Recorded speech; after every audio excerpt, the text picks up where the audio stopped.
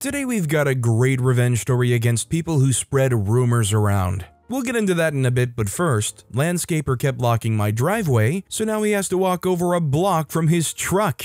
My neighbor directly across the street has his yard serviced every Wednesday morning around 7:30, right at the time I'm leaving to drop my kid off at daycare and drive to work. I've had to get out of my car, go find the guy in the yard across the street, and have him move his truck so I can leave now at least 4 times since April. I decided that I was done with this dance and decided to park my wife's car on the street where the landscaper parks his truck on Tuesday nights, so come Wednesday morning he wouldn't be able to block my driveway. We also live on a street that you can only park on one side of, and the police here ticket very quickly if they see you're parked on the wrong side. I also have a fire hydrant in front of my house, and my neighbor to the north of me parks his truck on the street, so with all of that, the landscaper and his big butt truck and trailer now need to park over a block away and bring all his equipment with him in multiple trips. Well, I'll tell you one thing, the landscaper definitely isn't going to park their vehicles on the neighbor's lawn. They want to still keep getting paid. I mean, it sucks that parking is so tight in this area, but I mean, you should be professional enough to not block in other people's cars. Captain Marvelous wrote, "Our neighbor's lawn guy parked right across our driveway once. I came home and asked him to move, and he told me I could street park. So I told him I will gladly street park and wait to watch the tow truck haul him off. He quickly moved and never blocked our driveway again. People behave this way because they count on others avoiding a confrontation." OP responded saying, "The last time this happened, so time number 3, I was coming home from work, so it was 3:45, 4 p.m., and this same guy had his trailer fully blocking my driveway and he said the same thing. I had my screaming 2-year-old in the car and yelled I'd be calling the cops and a tow company if he didn't move, and he gave me a stink eye and moved the 5 feet he could have moved forward to not block my driveway." Also, hi, I'm Steven, and if you guys enjoy awesome stories of revenge, it would be amazing if you left a like or left a review if you're listening to my podcast. That said, our next story is, boomers can't just sit wherever they like. I was waiting on the street outside a Mexican restaurant which only had a dozen tables or so, with about 10 of them in use. A boomer couple walked past the "please wait to be seated" in multiple languages sign and take a seat at a table outside. The server comes out, telling them they can't do that, and gets them to go to the sign. The man is grumbling and throwing his arms up, but eventually shuffles over to the sign. The server then produces a couple menus and leads them to their table, the exact same one they were sitting at. I was peeing myself laughing, which the server clocked and gave me a crap-eating grin. I mean, I can totally understand if it was an honest enough mistake. Let's be real, some people just don't read the signs, they wouldn't notice. The problem is this guy throws his arms up and is disgruntled and grumbling and whatnot. But also, can I just say that I definitely feel like this story is trying to appeal to some kind of agenda of OP's. There really is no relevance to having to say, oh, this boomer couple. All those darn baby boomer couples going around not reading signs outside Mexican restaurants.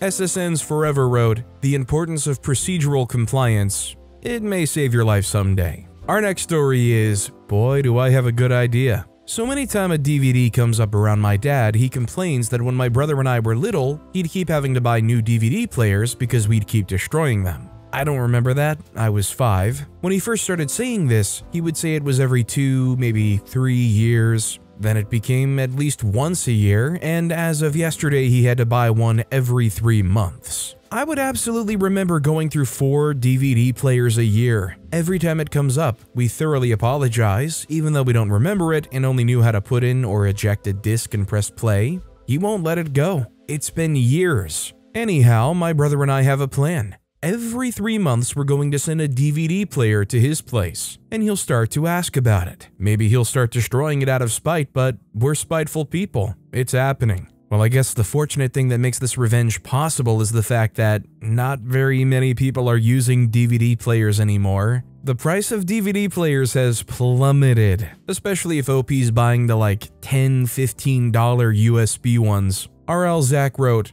"Make sure they're already broken. Maybe go to some junk or thrift store and buy the crappiest ones you can find." Cyberdeath1 added, "No, make sure they work, and if he throws them away, complain that it was a perfectly good DVD player, that now some Ugandan kid has to put the circuit boards on a barbecue plate to get the precious metals back." This next story is, Placement Supervisor gets fired for giving very low grades. This happened a few years ago, so bear with me. I was in the physiotherapy assistant program, which had multiple placements. This story is about my last semester's placement, close to graduation. I had to pass this placement to graduate in May, in 2 months. The first day was about meeting my supervisor, Amy, giving her the grading package, and going through it together. I needed 4 out of 5 to pass midterms and 5s to pass the finals. This package included communication skills, equipment checks, safety measurements, and teamwork skills. I told her that I would feel comfortable if we met for 10 to 15 minutes at the end of the week to discuss my progress and areas of improvement.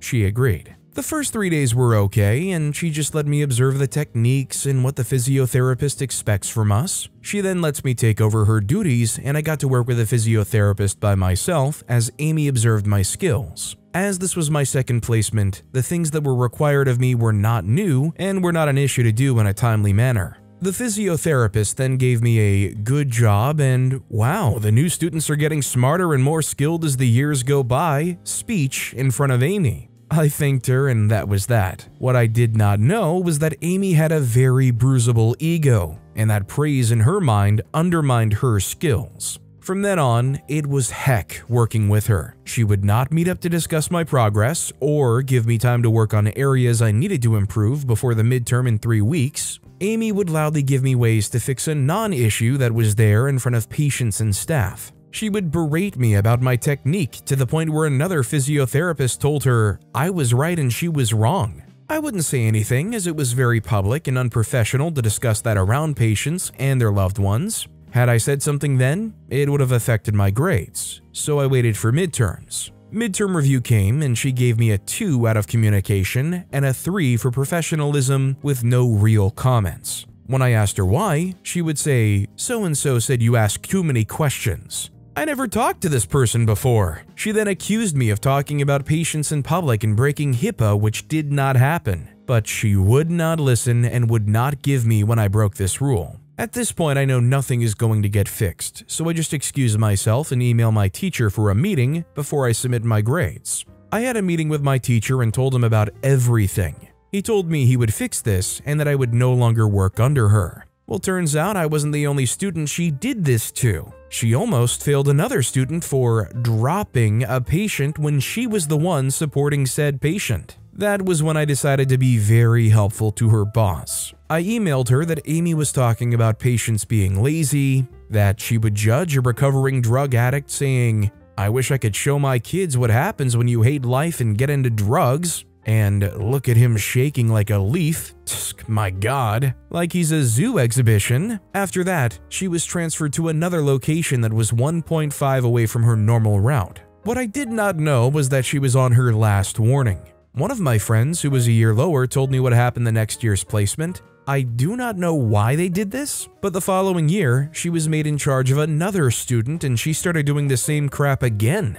Amy was let go, and apparently I was a bench for whining to a teacher and getting her fired. I never understood her reasoning why she would risk her job that was paying for her kids' daycare. It sounds like she had multiple very complex issues going on here. She didn't want to be seen as inferior to anybody and was willing to try to tank anybody else that could potentially ever be perceived as passing them by, or doing their job even remotely better than Amy could. Like OP said, I don't understand why Amy would put themselves on the line of fire like this. They couldn't help themselves from absolutely sabotaging themselves. Flaming Cinnamon Roll wrote, "Fragile egos fall the hardest. I used to have a boss that was a nightmare for the same reasons. She was always on a power trip and everyone who worked under her had to keep every scrap of communication from her because after a short period of time, she would suddenly hate how you were doing something and demand to know why you were an idiot doing it that way. So we would all have to display the emails from her saying to do it that way.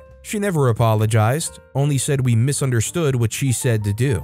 OP responded saying, "I know, right? They always have the balls to yell, but to never apologize when they're wrong." Illustrious N2055 wrote, "Never trust an insecure boss. They'll feel threatened by anything you do well or any praise you get. They're too blinded by their ego to see that a good team reflects well on them as a boss. Whatever drives them eventually brings them down, but sometimes it takes too long." Our next story is leaving a toxic friend and taking all of our friends with me. This whole situation hopefully wrapped up just a few days ago, and I am officially left with no cares left to give, so I bring it to all of you to judge. I, 18-year-old female, just graduated high school and am getting ready to go to college. This whole incident involves my immediate friend group of about 6 people. We all have mutual friends and our circles often overlap, but it's us as a unit. Most of us were together in middle school or elementary and have remained friends since. The main aggressor in this is Emma, 18-year-old female. Emma and I became friends in freshman year and quickly became close. Emma ended up befriending my other close friends and we did a lot of the same clubs together. She was one of the people I considered my closest friend. We have very opposite personalities. I am non-confrontational and try to avoid drama like the plague. Emma is either a drama magnet or, more likely, a pot stirrer. So I'd often end up being a person to vent to or a negotiator between her and her other friends. Red flag number 1, I couldn't celebrate my 15th and almost 16th birthday because of the drama she caused. The larger circle of friends was divided because of her, and it got to the point that if I invited one group, the other wouldn't come, and if I invited both, neither would. Solution? Don't have one. Red flag number 2, Emma had beef with seemingly everyone. One day, she's best friends with one person, the next they've committed some awful thing against her. I was never fully caught up on anything, so I always stayed neutral. Senior year came around, and suddenly I am a target. I had never known Emma to be a bully, as she always acts so sweet and is very popular because of that. Everyone talks about how nice she is. However, at the very start of the year, she started getting aggressive towards me. The first slight was when I had a whole period on my schedule missing and asked her for help during lunch, since she's involved in school and her mom is a teacher. Keep in mind for later, I have ADHD. Sometimes I need a moment to figure things out, and I ask a lot of questions because I just don't understand. I told her that her advice didn't make sense, and she snapped at me, asking why I couldn't get it through my thick head. I decided to take the advice she had given me to the principal, who asked who on earth gave me that. Every conversation afterwards, I felt like I was walking on eggshells around her. I could never have it bad because she had it worse. I could never do good because she did better. I was incredibly proud of the amount of notes I was taking for the ACT. I'm never a good note taker, but I ended up filling a notebook with 35 back-to-back pages of notes. I showed them to my friends and she told me that that was nothing compared to all of the notes she took for her AP classes. When I confided about an overwhelming workload I had, she scoffed and said that I didn't get to complain because she had so much more work than me. She did all these things in front of our friends. We all brushed it off as her being brash and overly honest, but have recently all reflected and said she was just being mean. Specifically towards me. She never did it to any of our other friends, and I kept wondering what I did wrong.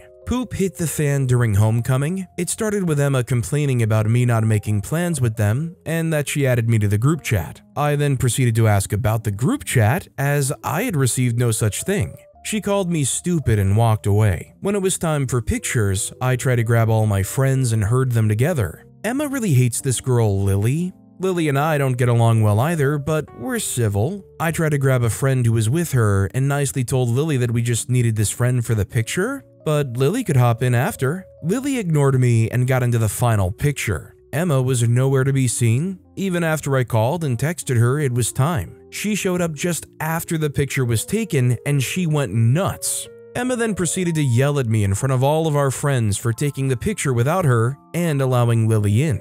I followed her to apologize and found her with her mom, who's a teacher, venting. Her mom then told her, "Freak all of them," and they left. I tried to apologize again, but her mom got between us and said, "You need to back off. Emma's had a long night." I was so shocked that I stood there before breaking down in sobs and calling my mom to get me. I never got an apology from Emma. In fact, I was the one who sent her countless apologies. This was also my first bit of girl drama, and it wrecked me. A few days later, I sent a picture to our group chat with baby bunnies we rescued and were taking to the shelter. I did everything right. I bought kitten formula and a syringe and watched videos, kept them in a dry, dark, quiet place. Her only response was, "You know you probably just killed them, right?" Thankfully, she was called out, but it made me cry. I would try to mend the bridge between us, but every time there would be a split thing where she ruined it. She called me stupid over something I was excited for. She dismissed me when I tried to talk.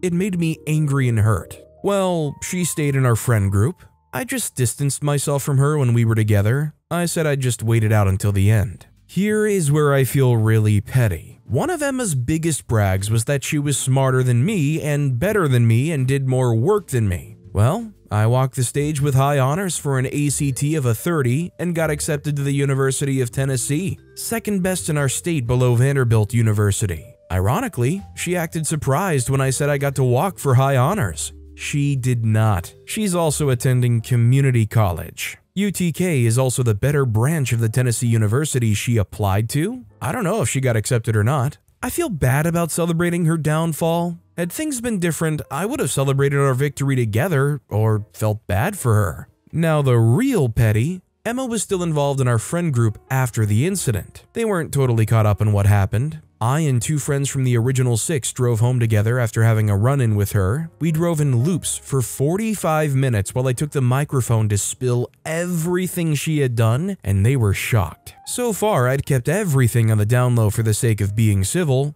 but now we've graduated and I am done. My friends admitted that they were confused when they noticed her being aggressive towards me, since I've never been mean towards any of them. Apparently, all of us are cutting her off because of the way she treated me. They assured me that if they had to pick me or Emma, they'd pick me 100% and that I did nothing wrong. Emma doesn't know that she's been cut off yet. We all plan to do it quietly. Although I have been contemplating sending these incidents to some of the people I know she'll talk about me to and warning our mutual friends. She did it to me and she'll do it to them too. This is also my first bit of drama ever. Posting this on Reddit feels very satisfying and suddenly it's like I don't care anymore. I've always been non-confrontational. Always try to be kind. This seems to have been my villain origin story. OP saying, I posted this on Reddit and now it feels like I don't even care at all anymore. I think it's a, despite it being public and a putting it all out there for the world to see kind of thing, sort of like a journaling exercise. Writing this Reddit post is almost like the same thing of just journaling and writing down how you're feeling and kind of helping you take a step back and process those feelings.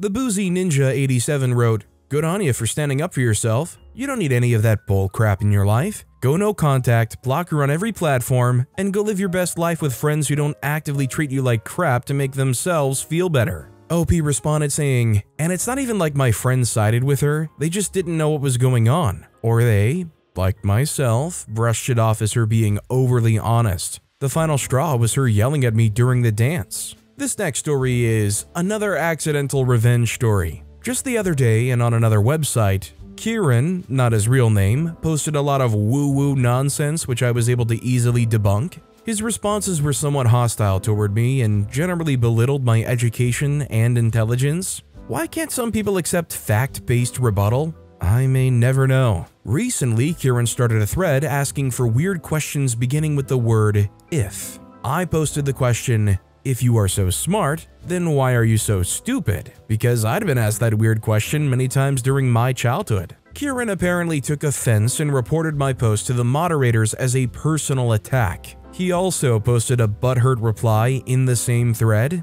Ever since, he has been dogpiled by other members and at least one moderator who have come to my defense. I really never meant to insult him. Honest. It's kind of hilarious that OP actually didn't mean this in any kind of hostile way, and despite that, they basically ruined this guy's day, if not like whole week. And it only got worse and worse for this guy as everybody else agreed with OP. I think this just kind of yet again highlights one of the downsides of text-based exchanges online. If OP started their question with a clarification in parentheses that this was just for fun as a childhood question they'd heard before, and that it wasn't actually hostile and they didn't mean anything by it, I feel like there's a decent chance none of this would have happened. Rainy Grave wrote, paraphrasing Frank Herbert, Dune, I display a general garment and you claim it's cut to your fit? What a fascinating revelation. OP responded saying, when the footgear provides both comfort and conformity, then purchasing the pair is imperative. Our next story is Inadvertent Petty Revenge. Setup: the manager who got me hired right out of university was a kindly, grandfatherly type who held several radio licenses and a PhD in physics. He was a process-oriented, good work yields good results sort of manager. We often conversed about electronics theory and practices, and he mentored me in several technical areas that were not covered in detail during school. Well, he retired, and his replacement held only a master's degree in business administration, MBA, and a bachelor's degree in general science, BGS. He was a goal-oriented, I don't care, just get it done sort of manager. He also micromanaged our activities, even though he didn't seem to understand exactly what we were doing. We repeatedly argued over the meanings of phase and polarity. In AC circuits, polarity is in constant flux, needing to be expressed in amplitude, frequency, and phase. In DC circuits, only the amplitude is important. He claimed that AC and DC circuits both had constant polarity, and any discussions of phase and frequency were not needed. How the heck did he get the job? I really have no idea. One of our clients was given a walkthrough by a C-level person. When they got to me, they asked for a short description of what I was working on. One of the points I brought up involved getting the broadband phase coupling just right. Mr. MBA jumped right in and announced that all I had to do was match the polarity and everything would be okay. Cue the inadvertent revenge. But sir, I said, this is an AC circuit. Phase, frequency, and amplitude must be taken into… Excuse me, but we've already had this discussion, now stop screwing around and just match the polarity. Everyone went silent until Mr. C-level spoke up. It seemed his degree was also in physics, plus he had several radio licenses to his name. My old boss and he had gone through school together. He instructed me to continue doing what I was doing and told Mr. MBA to wait in his office. Epilogue: Mr. MBA was transferred to the warehouse and Mr. C-level became our interim manager. I finished the project ahead of time and received a pay bonus. Old boss and I kept in touch until he passed away. I would be afraid that if this guy's utter incompetence didn't get displayed right in front of a client, that maybe this guy would continue to be allowed to manage something he has no actual understanding of. Dan the bearded man wrote, I don't understand these kinds of bosses. If you don't know about the job your workers are doing, shut the freak up and try to learn the basics from them. Sean BZA added, because they do not want to be seen as superfluous and contributing nothing real to the actual business, so they'll micromanage and insert themselves into every process, even if they do not even understand that they're actually damaging and that they're actively impeding things and are not self-aware enough to realize that they're actually hindering things. Our next story is getting revenge on people who spread rumors about me. A year ago in school, I mostly kept to myself and hung out with my small circle of friends. Life was simple, until a few girls decided to turn my world upside down. Out of nowhere, they started spreading a rumor that I'd been taking pictures of their butts without their consent. It was utterly false and came out of nowhere, but it spread like wildfire. I did have a photography camera, but I definitely did not take pictures of them without their permission. The worst part was how quickly everyone believed them. Over a few days, I became the school pariah. People would whisper behind my back, glare at me in the hallways, and even teachers started looking at me differently. I had to constantly defend myself against something I never did, and it felt like my word meant nothing against theirs. The principal even had to check my camera and my phone camera, but found nothing, yet people still falsely accused me of this. That year was heck for me. Fast forward to this year, and I was still feeling the sting of those accusations. Even though I managed to avoid any serious consequences, the social damage was done. But then, I got a little piece of information that would set the stage for my revenge: their phone numbers. One night I was talking with my friends, and in a bit of frustration, I mentioned how I still hadn't gotten over what they did to me. One of my friends, who was good with tech and a bit of a prankster, casually suggested signing them up for spam as a way to get back. It was like a light bulb went off in my head. So, over the next hour, I meticulously signed them up for every possible mailing list and website I could find. Political campaigns? Check. Scientology? Check. Health and life insurance quotes? Double check. Solar panel installations, military recruitment for the Army, Marines, and Navy? Check, check, and check. My dad's friend signed up for a political website a few years ago, and he's still getting calls every single day from Washington, D.C. So I can't imagine how many phone calls they would get. I also heard health insurance websites call you 30 to 70 times a day. There were also many different people calling, so it would be impossible to block all of them. They're especially going to get a lot of calls from the political campaigns since it is election year. But the crowning jewel, I put up a Craigslist ad using their phone numbers, saying they were looking for some midnight companionship and a call after 12 a.m. The thought of them being bombarded with calls and texts in the middle of the night brought a wicked grin to my face. It didn't take long for the results to start showing. I overheard that they were spammed non-stop with calls and messages from various places and how their phones were blowing up at all hours. Of course, they had no idea who did it. They might have to get a new phone number. I never told anyone it was me. Watching them scramble to control the chaos was enough.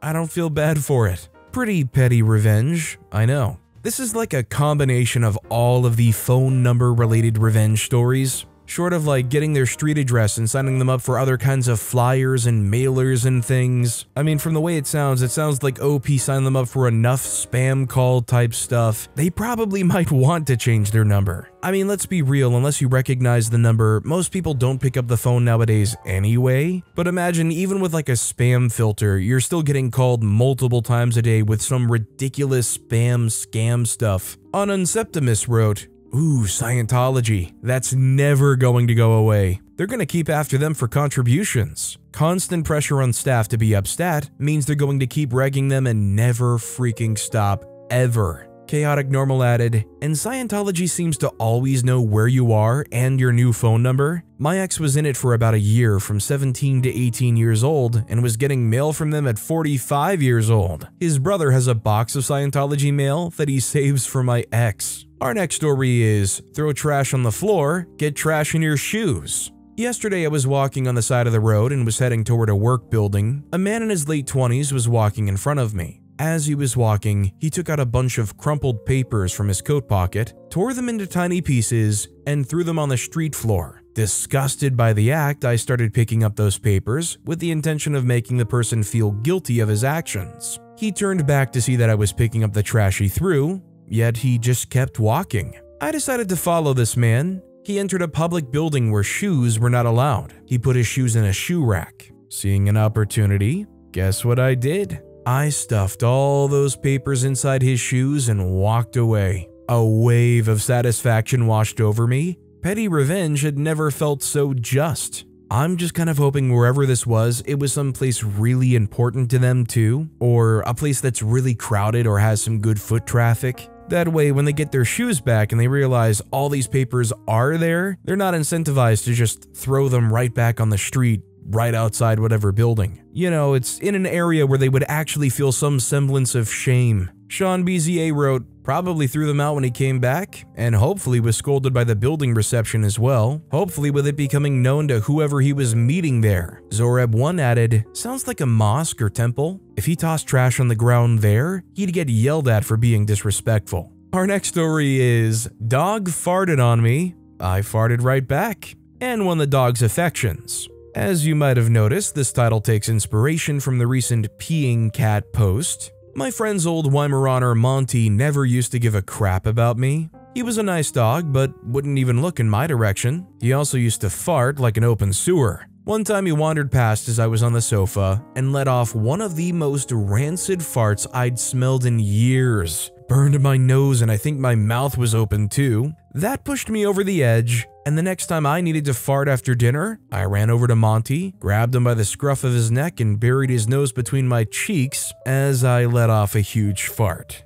Not only did I feel vindicated, but he looked at me in the eye properly and then wouldn't leave me alone for the rest of the day I was there, being super affectionate and interested and friendly. The next time I came around, he had forgotten me, so I did it again, and we've been friends ever since. All I wanted was a bit of petty revenge on a stinky dog, but I made an unexpected buddy. You know, when I read this story, two things came to mind. First, I don't think I would ever do anything remotely close to what OP just described. I mean, going so far as to say, put his nose between the cheeks. The second thought I had was, if for whatever reason I did do that, I think that would be something I would have so much shame about, even if I made a buddy out of it, that I would never even post it on an anonymous Reddit account. But hey, you know what? Maybe I'm just not on that karma grind wavelength like OP is. Dr. CL Afra wrote, "My husband sometimes farts on our dogs for revenge on them for farting on us. The Pit Mix and Mini Schnauzer don't particularly care, but the Dobermutt will immediately start trying desperately to bury his butt with the nearest pillow or blanket. The other night the Dobermutt was driving me insane because there was something outside that was upsetting to her, critter in the woods, and she was up half the night pawing me and trying to make me get up and go look outside for her. Yes, she wanted me or my husband to go look outside on her behalf. Brilliant guard dog, this one. So I ripped butt as hard as I could. I can't quite get the 30-second long, cheap flapping prrr my husband can. His farts can shift gears somehow, but I did my best. The Dobermutt gave me the most offended look I've ever received, retracted her paw, and then proceeded to bury my butt with a comforter before shuffling to the end of the bed and finally going to sleep. With that exciting information divulged, that's all the time we have for today. Now, if you want to hear another absolutely awesome revenge story, check out that video on the left. Or if you missed my latest video, check out that video on the right. That said, I'll see you all next time with some more stories. Hopefully not about farting on dogs.